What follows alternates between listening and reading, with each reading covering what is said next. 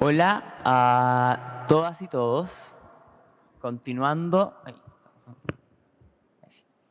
Vamos a continuar con la cuarta mesa de este coloquio, donde recogiendo también el feedback que hemos tenido, acá hay una alta presencia de mujeres para opinar sobre el tema.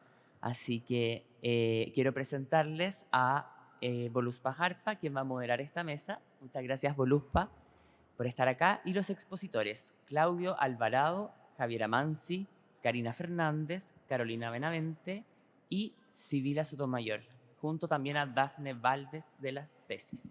Muchas gracias.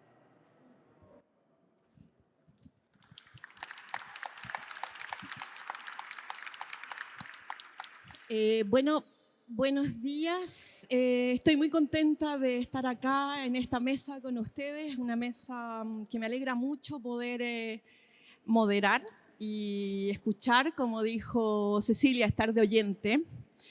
Y la mesa se llama Movimientos Sociales en el Epicentro Común de la Ciudad. En el Epicentro Común de la Ciudad. No voy a hacer presentación de cada uno, pero sí decirles que después me gustaría que intentáramos entre los que estamos en la mesa un diálogo entre nosotros y entre ustedes, digamos, y luego, si es que nos queda tiempo, un diálogo con el público, como después viene la conferencia de Rita Segato, tal vez tirar nuestras preguntas hacia el final de la conferencia de Rita, pero sí intentar como un diálogo entre nosotros a ver si logramos uno de los objetivos de este coloquio, que es ejercitar la conversación. Entonces, sin más, agradecerles a todos por estar acá, por aceptar esta invitación. Empezará hablándonos Claudio Alvarado Lincopi. Muchas gracias.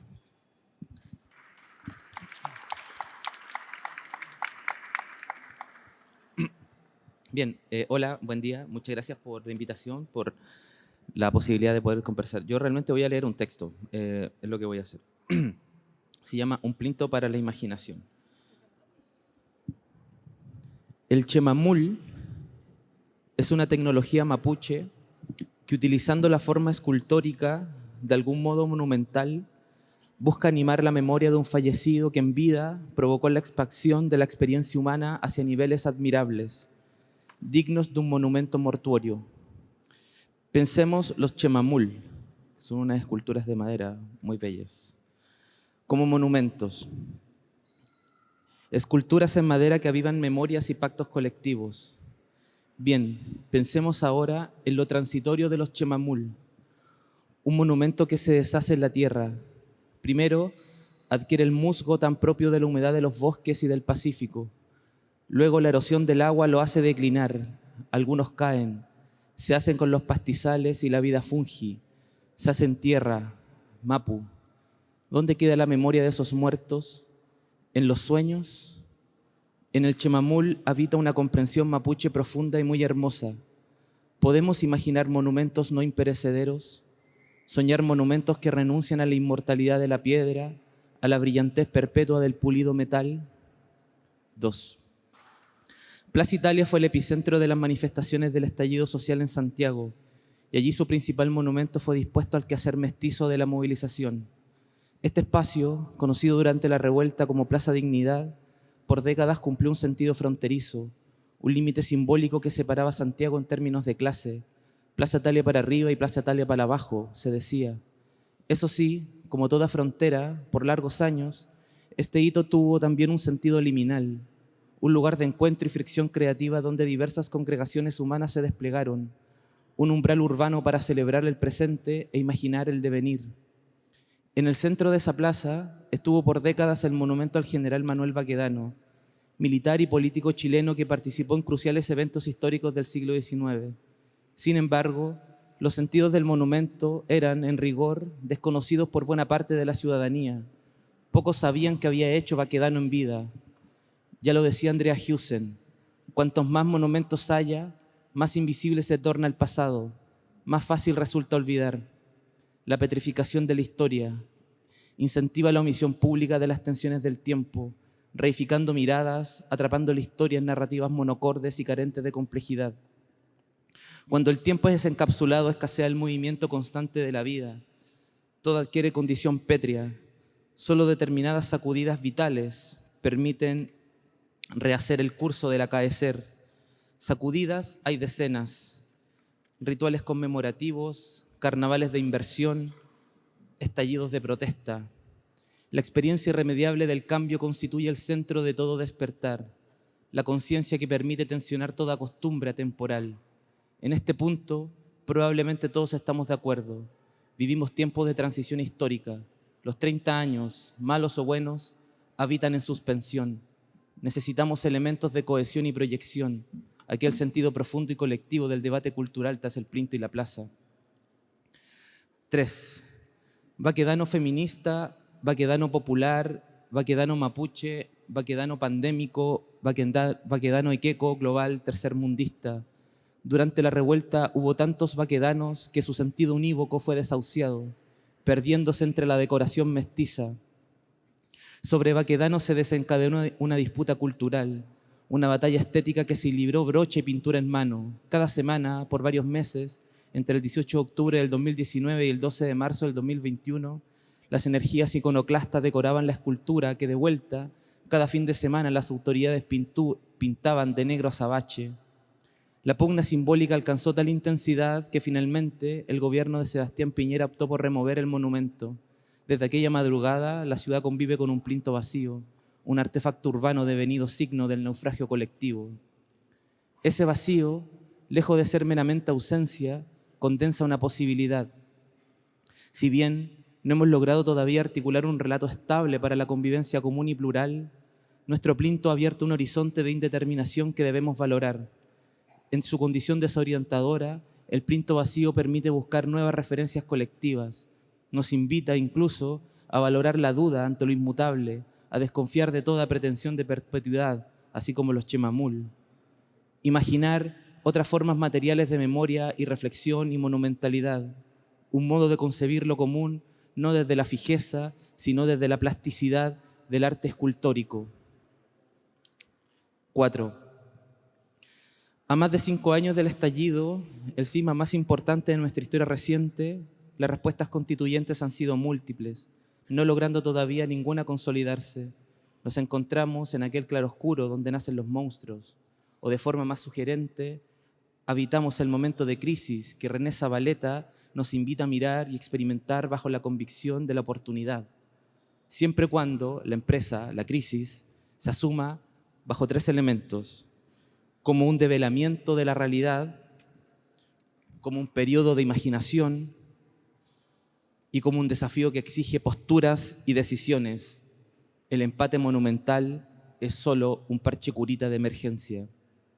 En esta crisis, que es también una trama histórica de tensiones y debates, Plaza Baquedano, Italia, Dignidad, ha sido un escenario ineludible y todavía más específica el plinto que nos reúne. El mobiliario urbano que estuvo permanentemente decorado y saturado durante la revuelta, hoy se encuentra vacío, disponible en lo material, pero también en lo discursivo. Esa condición vacante es la manifestación espacial de un debate abierto y en construcción. Aquí voy a dejar de leer para no aburrir, pero básicamente que en otras partes del mundo esto ya ha ocurrido, no estamos inventando en absoluto la rueda. Hay lugares donde hay plintos vacíos y en donde es factible permanentemente modificar lo escultórico que hay encima. Probablemente el más importante, el más interesante o el que más llama la atención es el cuarto plinto de Londres, ¿no? Allí, el 2022, el cuarto plinto, como se llama en Londres, recibió la obra de Samson Kambalu, un artista de Malawi que propuso la instalación de una gran escultura de John Chilemwe, un pastor bautista que organizó una revuelta anticolonial en 1915 contra el poder británico, siendo asesinado en su intento emancipatorio. El montaje temporal de esta escultura, en medio del andamiaje arquitectónico de la realeza, se dio poco tiempo después de una serie de desmonumentalizaciones provocadas, entre otros movimientos, por Black Lives Matter y sus incitaciones para reflexionar críticamente sobre la historia de la esclavitud y el presente del racismo. En este contexto, este cuarto plinto de Londres funcionó como mediador de un clima intelectual friccionado, permitiendo incorporar en la trama de la ciudad un rebate reñido y excitado. En definitiva, Una experiencia, esta, que invita a pensar la ciudad o un hito específico de ella, no como archivo inmóvil, sino como un proceso cultural en constante reformulación. En nuestro caso, la moneda y sus cercanías quizás podría ser un polo monumental, pero Plaza Italia es un lugar de mayor imaginación. 5. Desde aquí, es posible imaginar el Plinto vacío como una plataforma transitoria para el debate público, un espacio donde lo escultórico y lo urbano actúe como mediadores culturales vivos. En lugar de fijar una nueva estatua, el desafío está en sostener el vacío como posibilidad, un artefacto abierto a la creación, capaz de convocar propuestas artísticas, históricas y urbanísticas de alta calidad, con participación ciudadana y gestión institucional incluso, que resguarde la excelencia y el carácter democrático del proceso. Para ello es clave que las distintas instituciones, universidades, museos, centros culturales, la ciudadanía, por supuesto, asuman un rol activo en la construcción de una política cultural de largo aliento para el Plinto. Urge, en definitiva, una institución que sea capaz de resguardar el Plinto para las artes, la historia y la ciudad. 6. Para terminar, un último párrafo pensando en Gabriela Mistral. ¿Cómo podríamos negarnos a contemplar soberana y expansiva su presencia en la ciudad? Su condición monumental es imperecedera, crece con cada lectura, se agiganta cada vez que otro joven saborea sus profundidades telúricas. ¿Es posible esculpir su condición monumental sin petrificar su potencia rocosa y fluvial? Lo sabemos, Mistral estaría en desacuerdo de su propia monumentalidad. ¿Y qué hacemos con Gingin? Lo mismo que el soldado desconocido bajo el baquedano militar. Y si con los años Mistral es solo un monumento, ¿qué mal haríamos al pueblo futuro? ¿Seremos capaces de imaginar y decidir más allá de la pulsión atávica y petrificante del monumento imperecedero? Que Mistral sea nuestro primer Chemamul, no en sentido literal, por supuesto, sino en el sentido poético y tecnológico que estamos intentando avisorar. Que Mistral sea nuestro primer Chemamul, de madera, de roca, de metal, de lo que sea, y que luego vengan otras y otros, figurativos y geométricos. Definitiva, la potencia creativa como la única certeza del mestizaje. Eso, muchas gracias.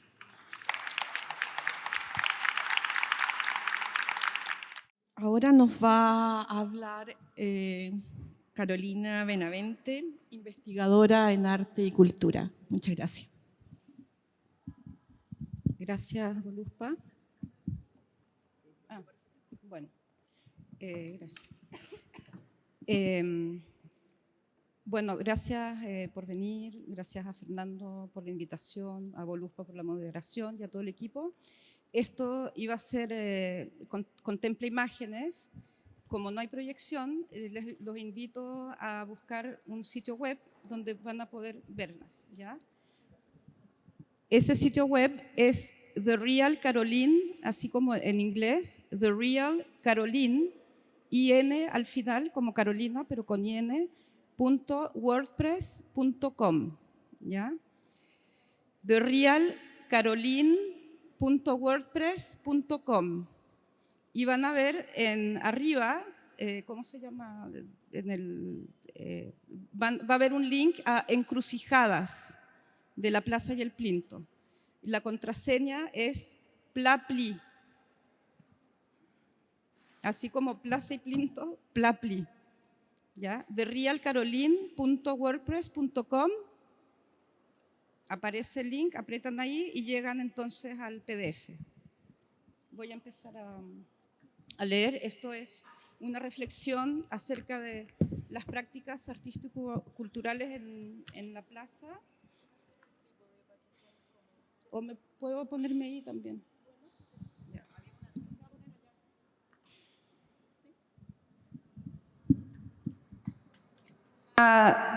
Una reflexión y también un trabajo en progreso sobre las relaciones entre las prácticas artístico-culturales en la plaza a partir de algunas experiencias. Me voy a enfocar, o sea, para mí lo nuevo es considerar el urbanismo, ¿no? Entonces me voy a enfocar más bien en ese tema, entendiendo que en cuanto a lo artístico hay muchísimos referentes de arte contextual, relacional, etcétera, ¿no? Entonces, bueno, comienzo. Las prácticas artístico-culturales han estado en el corazón de los movimientos sociales con más intensidad que antes, desde a lo menos el 2011. Si bien se ha subrayado que el recurso a los nuevos medios ha sido crucial para este auge, esto sucede de manera articulada a lo que se ha llamado una territorialización de las reivindicaciones sociales. La idea del espacio como contenedor neutro de los movimientos se acabó. En Chile, las movilizaciones que se reactivan con fuerza en los 2010 involucran un reclamo de justicia espacial que se imbrica al giro cultural de maneras complejas. Es que cuando marchamos hacia la Moneda u ocupamos la Plaza Italia, ejercemos y exigimos ciudadanía no solo en cuanto a derechos cívicos, sino también en cuanto a derecho concreto a habitar la ciudad. Así que no solo hacemos propaganda, otras cosas suceden en el proceso. Durante el estallido, como sabemos, la renombrada Plaza La Dignidad se convirtió en un ágora para la discusión de los asuntos de la polis, pero también en el objeto de una intensa disputa espacial. El conflicto entre la producción del espacio por fuerzas político-económicas y, por otro lado, su construcción por la ciudadanía involucró prácticas de dominación y resistencia tanto pacíficas como violentas en lo simbólico y lo material. La dignidad se constituyó en un verdadero campo de batalla o de guerra, como dijo el entonces presidente. Pero su suelo devastado era la condición de posibilidad para el mayor despliegue de disenso del que se tenga memoria y registro en este país. Allí creamos un espacio libre, igualitario, solidario y protegido. Yo nunca me sentí más segura en el espacio público que en la dignidad. Si bien la remodelación de la Plaza Italia fue planificada hace una década, en su versión actual las autoridades no han vuelto a realizar consultas al respecto. Se someten a la visión dominante del estallido delictual y de la ciudadanía en cuanto a seguridad contra el delito. Estas simplificaciones de la cosa pública nos dañan como sociedad y no podrán tener larga vida. En el proyecto original de remodelación de la plaza de Lion Bosch y Martix Arquitectos, la ciudadanía ocupa un lugar central. Pero el soterramiento del Jardín de la Resistencia y el regreso de la estatua del general Baquedano, entre otros, buscan anular la disputa espacial y simular una nueva normalidad. Además, la intención primigenia de eliminar una rotonda que permitía pausar el paso y la vista implican un sometimiento a los mismos flujos del capital que conducen a la segregación, la guetificación, la molificación y toda una serie de factores que implican, digamos, la privatización del espacio público. En estas circunstancias, el concurso del gobierno para erigir monumentos a Gabriela Mistral y otras mujeres es valioso, pero no logra tamizar el conflicto urbano y social latente. ¿Cómo reactivar una concepción crítica de la ciudadanía frente a lo anterior? Un foro como este va en la dirección correcta, al permitir que se exprese una pluralidad de voces sobre la materia, aunque siempre debieran ser más. Igualmente acertada, la propuesta que ha surgido de dejar el plinto vacío, y me refiero a dejarlo totalmente vacío, permitiría la coexistencia de imaginarios en conflicto, con el agregado de resguardar además el principal vestigio material de nuestro levantamiento. Más que la monumentalidad del plinto, sin embargo, me interesan a mí las prácticas artístico-culturales menores como forma de habitar la plaza y la ciudad. Los plintos, las estatuas, los monumentos seguirán pesando sobre nosotros, pero entre ellos siempre habrá intersticios para algo más. Creo en la acumulación expansiva de las prácticas artístico-culturales. Su posición de entrelugar les da la potencia articulada de lo micropolítico y lo cotidiano. Su acumulación puede ser explosiva, como se vio en el estallido, pero pueden conllevar también disrupciones más bien ínfimas, que no obstante logran conformar redes y algunas veces despuntar. Puede decirse que estas prácticas involucran la disputa espacial de a lo menos dos maneras entrelazadas y entrelazadas con otras dimensiones. Levantan demandas invisibilizadas en el espacio público, reconfiguran el espacio simbólico, generan encuentros afectivos entre cuerpos en el espacio relacional y, muy concretamente, transforman el espacio territorial de cuyo ordenamiento hemos sido excluidos, entendiendo lo territorial como una materialidad, ¿no?, del espacio. ¿Cómo se da esto en la Plaza Italia y en las plazas en general? Yo me refiero a la Plaza Italia desde una topofilia o amor por el lugar. Esto lo vi en un texto de Francisca Márquez, antropóloga. Este amor puede ser circunstancial, pero también sólido y duradero. En mi caso, la Plaza Italia ha sido quizás el principal territorio constitutivo de un devenir ciudadano y democrático.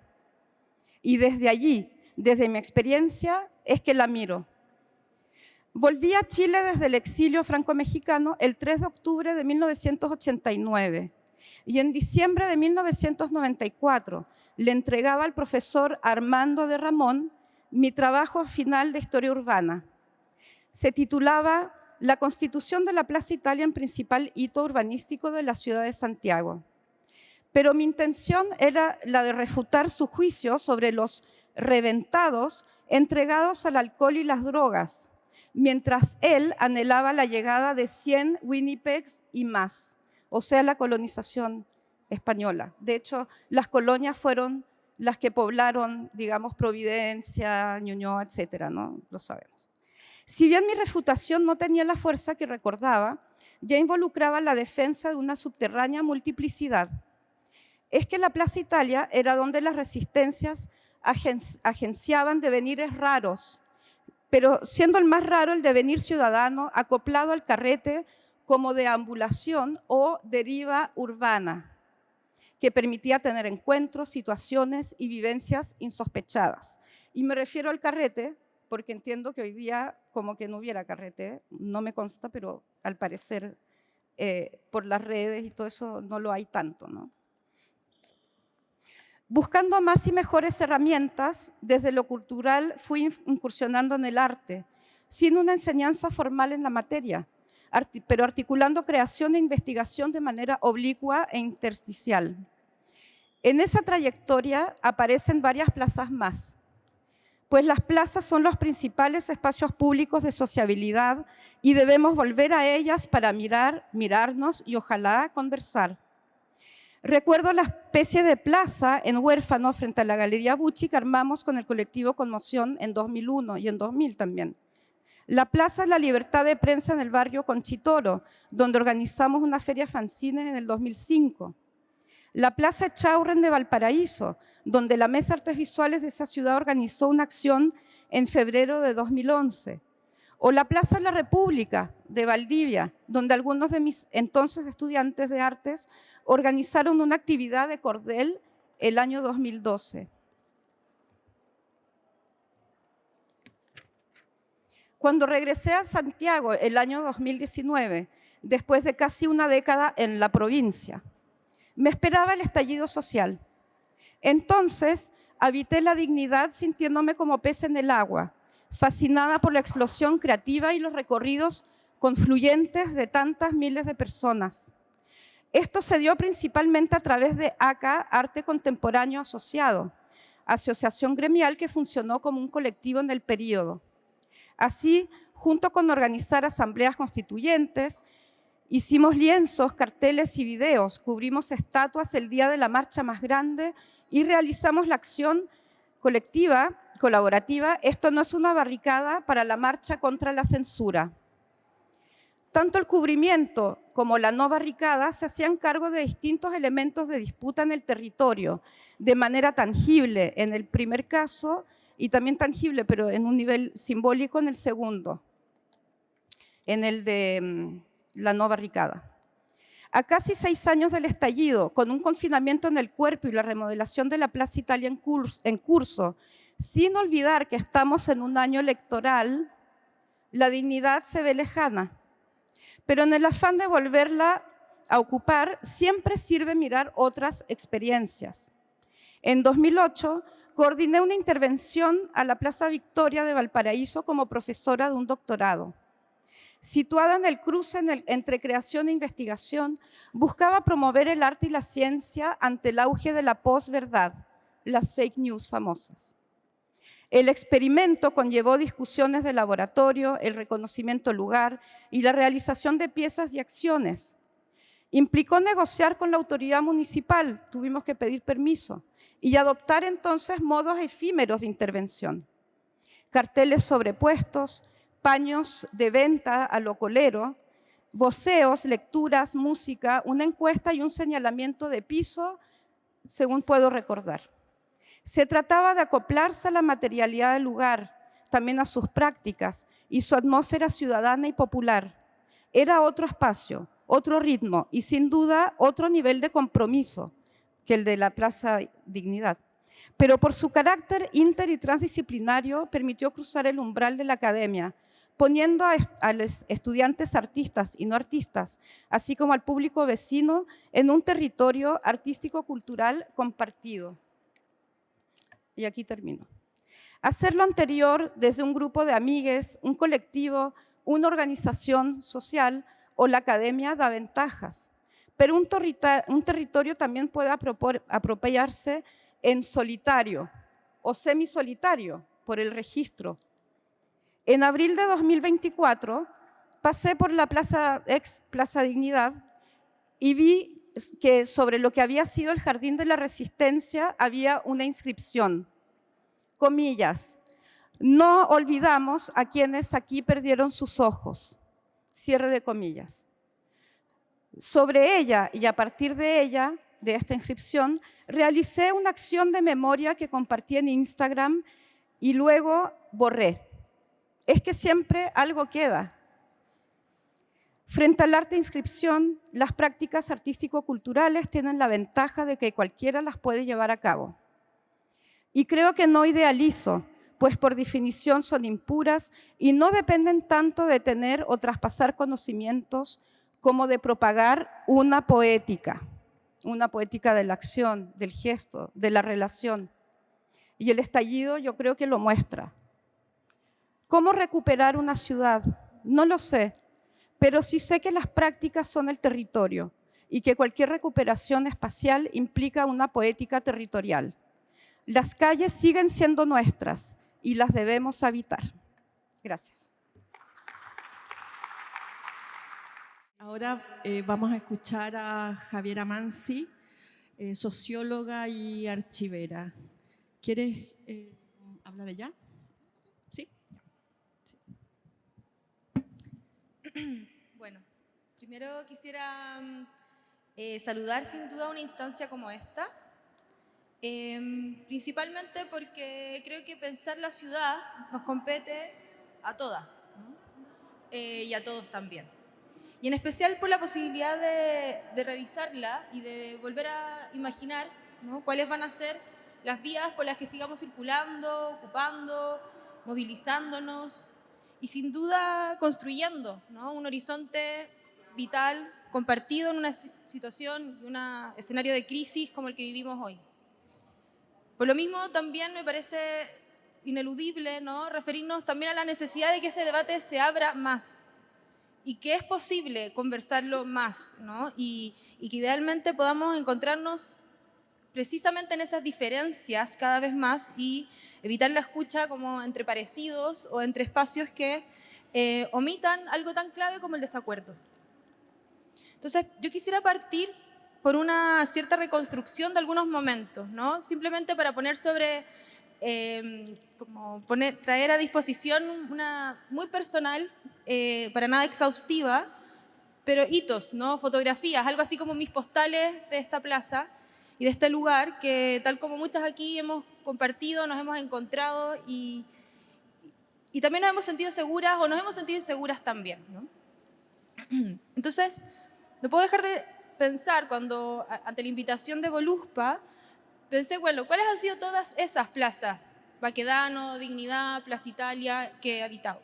Pensé, por supuesto, en todas las marchas estudiantiles a las que fui como universitaria y también como pingüina, una generación que nos forjamos precisamente en ese encuentro, ¿no? Y sabiendo que toda marcha también partía ahí, y la pregunta en la planificación que se resolvía entre federaciones estudiantiles o entre colectivos era hasta dónde, ¿no?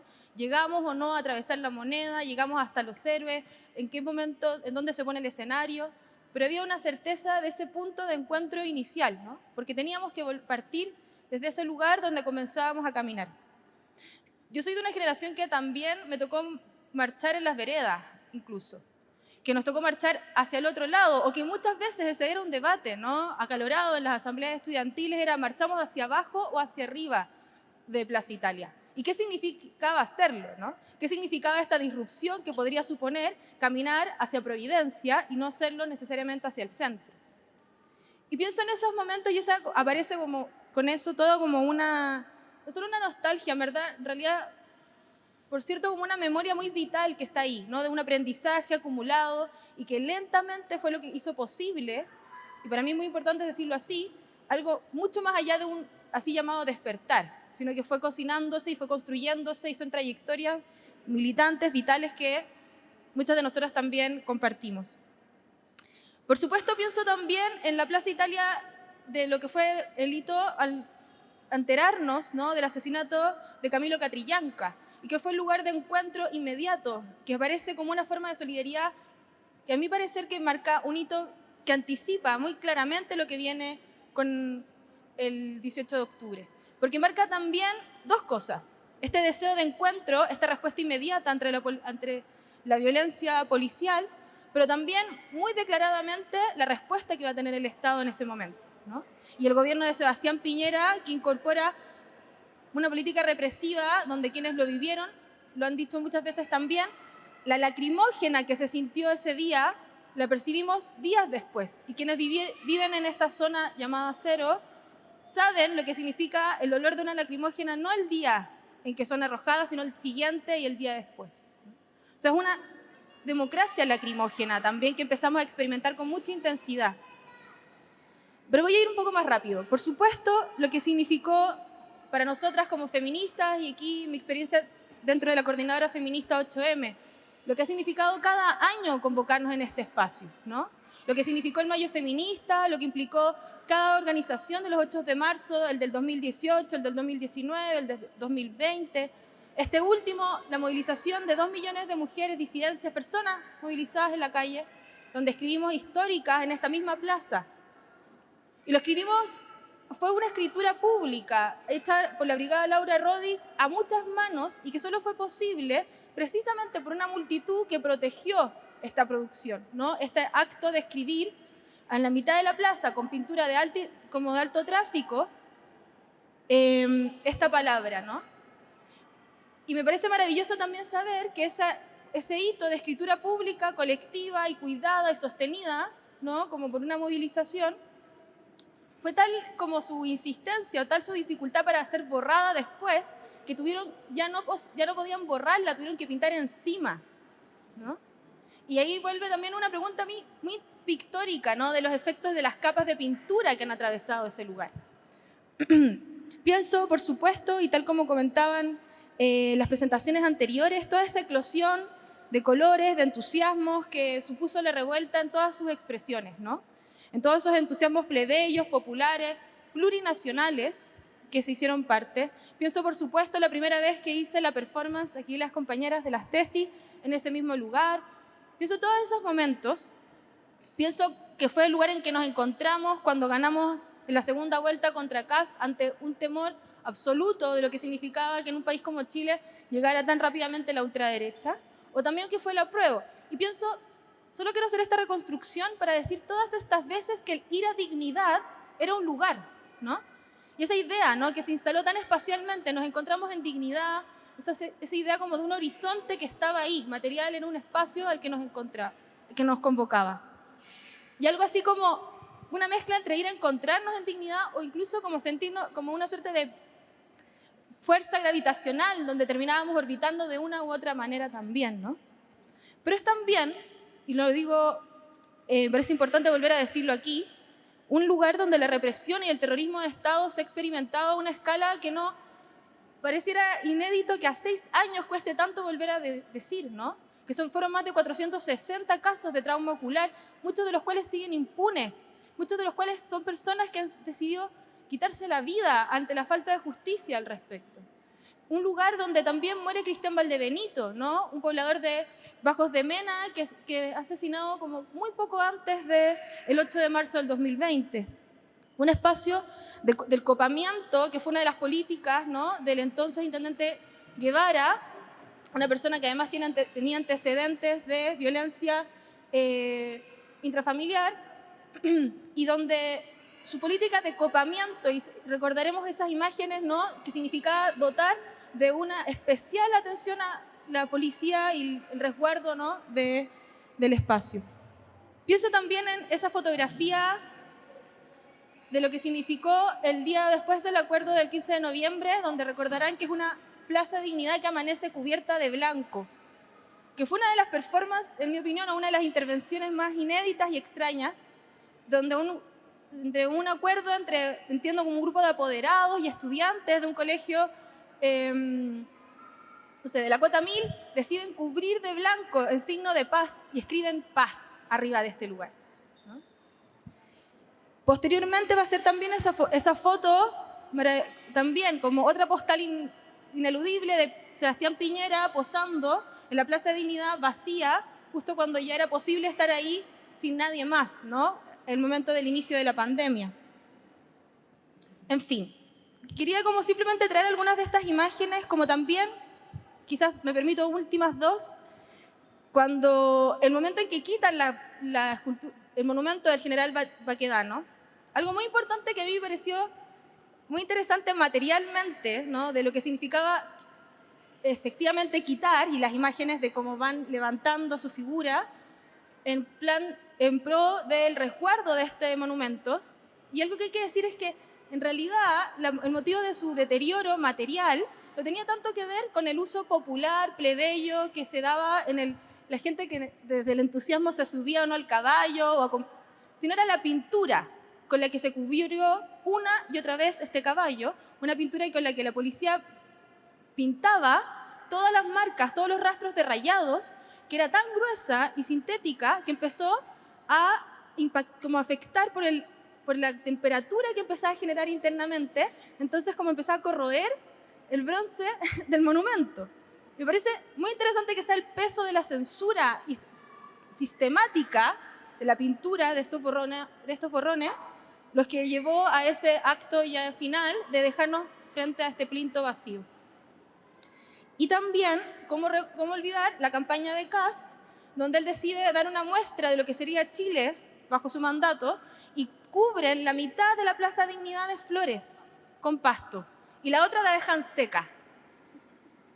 Y ese acto también, que fue tan evidente, tan demostrativo del proyecto, del futuro que nos ofrecía la ultraderecha, toda vez que decía iba a dejar un sector del país con pasto y flores y el otro en el desierto total. O sea, creo que era la imagen más clara, ¿no?, de futuro que nos estaban trayendo. Un pasto que fue ocupado rápidamente por los grupos del Jardín de la Resistencia para cubrir lo que fue el Jardín de la Resistencia en la anterior entrada a Baquedano, a la estación Baquedano. En fin, postales, ¿no? Pero quería referirme a esto para traer un poco de esta mezcla, ¿no?, de todas estas plazas o todos estos recuerdos contradictorios, pero sin duda que están mucho más que un pastiche o algo como una polisemia, como un lugar en disputa, ¿no? Un espacio donde estos signos y esta materialidad y este espacio han sido un lugar tanto de encuentro, de horizontes utópicos y emancipatorios, como de una de las expresiones más brutales de la violencia que hemos experimentado en este último ciclo. Y donde el olvido aparece tan rápidamente restaurado, como una política del olvido, del borrón, de la impunidad, pero también de este deseo de hacer como, no solo si nunca lo vivimos, sino que no fue eso que pensábamos que habíamos vivido, ¿no? Y nunca deja de sorprenderme toda vez que aparecen personas que tienen que decir, no, yo sí estuve ahí, o sí fue lo que dijimos que era, o en realidad no es esa cosa de un estallido delictual que parece ser la jerga que se instaló tan rápidamente, ¿no? sino una expresión de una impugnación mucho más masiva, multitudinaria, festiva también, buscando, ¿no? Deseando una cosa muy distinta. Y ahí, hasta el día de hoy, también me llama mucho la atención como esta disputa, donde no es ya solamente esto que vivimos o no vivimos, sino esta misma imagen. Las interpretaciones de esta misma imagen son tan distintas como para decir que la fotografía de una Plaza Dignidad cubierta de banderas chilenas, como mapuches, feministas, en fin, y como ese momento de eclosión radical donde todos sostenidos en torno a la plaza, puede ser la portada de un libro de cualquier organización de izquierda o cualquier colectivo o de políticas sociales de cualquier tipo, o puede ser la portada del libro de Matías Walker para decir que eso fue el gesto y la demostración de la derrota de su proyecto, ¿no? Es la misma imagen. Y seguimos hablando en torno a ese mismo lugar, a ese momento, ¿no? Y cómo nos encontramos que una misma imagen nos encarna de lugares tan distintos, ¿no? Nos enfrenta a temores tan distintos también.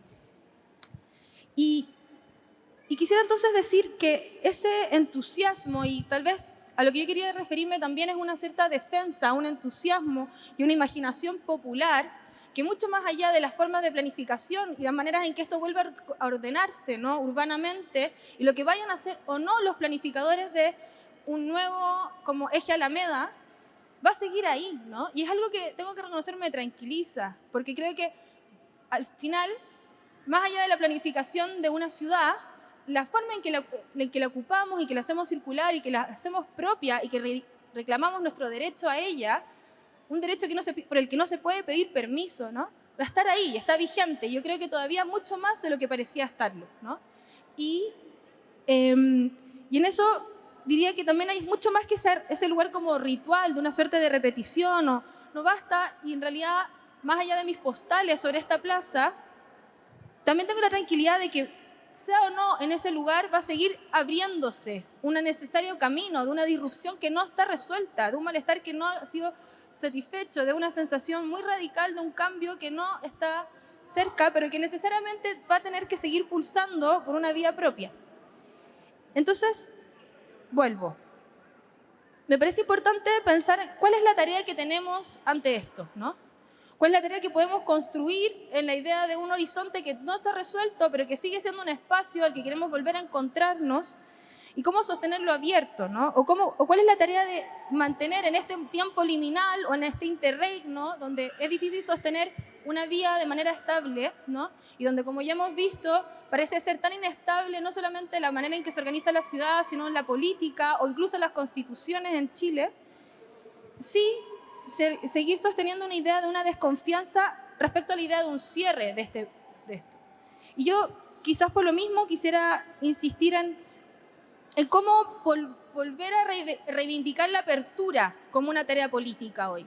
La apertura ante un ciclo de restauración conservador, patriarcal, racista, en fin, que podemos ir encontrándonos en distintas escalas, pero la apertura como una tarea que es mucho más que simplemente decir mantengámoslo igual, que no creo que es la tarea tampoco, ¿no? Tampoco se trata de decir mantengamos lo que está, pero sí de seguir insistiendo que no basta con simplemente instalar una nueva escultura o fijarla como un símbolo, como en este caso la propuesta de poner a Gabriela Mistral para los 90 años del Nobel, en un espacio que venga como a reificar qué Gabriela, ¿no? Y basta con poner a Gabriela Mistral para poder sostener que hay algo así como un orden que vuelva a establecerse en este espacio, cuando sabemos, que gran parte además no basta, porque casi todos los monumentos de Santiago y de las ciudades de este país son a colonos, a varones de toda índole, ¿no? ¿Y cuántos son de mujeres? Muy poco. No va a resolverse esa desigualdad poniendo a Gabriela Mistral al centro. Pero no solo eso, sino que ¿qué Gabriela Mistral? Porque en realidad la escultura que conmemora hasta el día de hoy, el 11 de septiembre, el golpe de Estado en Chile, que fue edificada el 89 como parte de una donación a Carabineros de Chile y que fue precisamente instalada al frente de lo que fue la sede de la UNCTAD 3, hoy GAM, tiene en su base un retrato de Gabriela Mistral. Un retrato y una cita de Gabriela Mistral. Entonces creo que nadie encarna más esa pregunta como una figura que ha sido una y otra vez, tal como la Plaza Dignidad, una figura en disputa. Entonces no basta, ¿no? Con simplemente decir vamos a traer a una Gabriela Mistral o qué Gabrielas, ¿no? Y con eso quisiera cerrar para pensar entonces cómo nos preguntamos todavía las posibilidades de la apertura en una ciudad que esperamos no solo siga siendo transitada, ocupada, sino, y espero, movilizada, ¿no? Para seguir encontrando ese horizonte de dignidad que todavía nos resulta cada vez más lejano.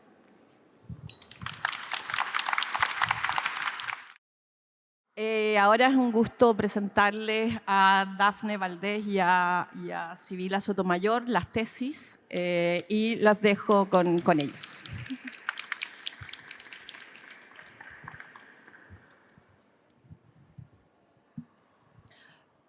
Hola a todos.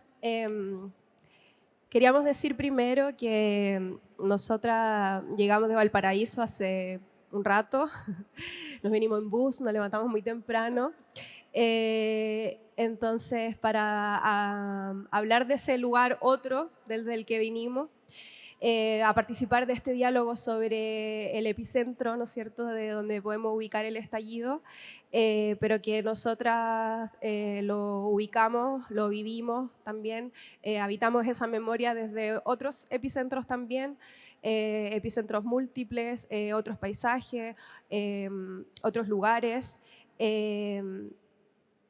Entonces, quisiéramos también pensar esta reflexión desde ese lugar. Y lo que sí sabemos bien las feministas y las disidencias es sobre justamente esta disputa de estos espacios públicos. Esta disputa que hoy está activa también en este diálogo y que está activa también en otros espacios, en esos otros lugares públicos. Entonces les queremos invitar también a pensar el epicentro no como un núcleo, ¿no? Y que desde un núcleo se ramifica, sino más bien algo que es rizomático, algo que está conectando esos múltiples centros, esos múltiples espacios de activación a partir de distintas estrategias, por supuesto. Y ahí nosotras como un colectivo artístico, activista, feminista, al momento de encontrarnos con muchos de los movimientos que mencionaba también Javiera, pero desde Valparaíso, las mismas preguntas, pero relocalizadas y resituadas desde Valparaíso en nuestro caso, en los distintos movimientos, por supuesto, siempre está la pregunta con cuál es nuestro rol. Y muchas veces nuestro rol es estar, es ser pueblo, es ser cuerpo colectivo. Pero en nuestro caso, teniendo herramientas también artísticas, nos pasó durante el levantamiento popular del 2019, que en Valparaíso fue el 19 de octubre del 2019, nos pasó que rápidamente no sabíamos cuáles eran las herramientas que podíamos poner al servicio de esa lucha como artistas y como feministas también. Desde dónde podíamos activar algo, movilizar algo, que además resonara con esa colectividad, esa multitud expansiva, explosiva, que se movilizaba desde tan temprano, ¿no? Tan rápidamente, tan abismalmente. Y ahí para nosotras, que venimos del teatro además con Dafne, y que estábamos desde el 2018 activando nuestro colectivo, realizando performance feminista, vimos en la performance una clave que no la estábamos explorando ahí, sino que el 2011 también había estado muy presente, el 2006 también había estado muy presente, había ido de la mano de muchas de nuestras experiencias dentro de otros movimientos sociales y otros movimientos estudiantiles. Pero de pronto es pensar, bueno, cómo el cuerpo aquí aparece, cómo el cuerpo feminista disidente se toma esa disputa por el espacio público, considerando que ha sido un espacio público históricamente negado hacia ciertas corporalidades. Estamos totalmente en desacuerdo de que el espacio público sea público, sino que más bien está regulado por lógicas privativas y privadas, ¿no? Entonces, ¿desde dónde lo activamos? ¿Desde dónde nos lo tomamos también? Y una vez retomando una pregunta bastante antigua, pero que se reitera, el cómo aparecen los cuerpos para denunciar aquello que los mismos cuerpos están padeciendo y encarnando. Cómo los cuerpos aparecen para denunciar las mismas violencias que le están atravesando. En un momento en el que nuevamente, una vez más en una genealogía de violencia, de pedagogía también, de crueldad y violencia, en palabras de Rita Segato, el cuerpo es el que está siendo colectivamente mutilado, violentado, violado, abusado, desaparecido, asesinado, reprimido. Y cómo entonces conformamos un cuerpo colectivo que resiste y que existe y que exige ese espacio público, en colectividad, valga la redundancia, que creemos que ahí es donde hay una clave también. para nosotras.